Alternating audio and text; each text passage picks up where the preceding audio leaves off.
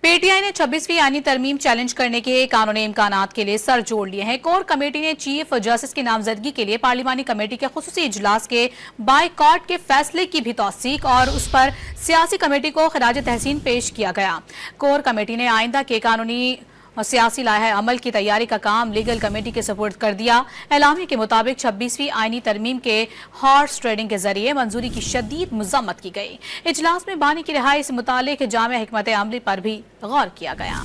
Core committee ने आइंदा के कानूनी और सियासी लाहे अमल की तैयारी का काम लीगल कमेटी के सपुर्द कर दिया। एलामी के मुताबिक 26वीं आईनी तरमीम के हॉर्स ट्रेडिंग के जरिए मंजूरी की शदीद मजम्मत की गई। इजलास में बानी की रिहाई से मुतालिक जामे हिकमत अमली पर भी गौर किया गया। कोर कमेटी ने आइंदा के कानूनी और सियासी लाहे अमल की तैयारी का काम लीगल कमेटी के सपुर्द कर दिया। एलामी के मुताबिक 26वीं आईनी तरमीम के हॉर्स ट्रेडिंग के जरिए मंजूरी की शदीद मजम्मत की गई। इजलास में बानी की रिहाई से मुतालिक जामे हिकमत अमली पर भी गौर किया गया।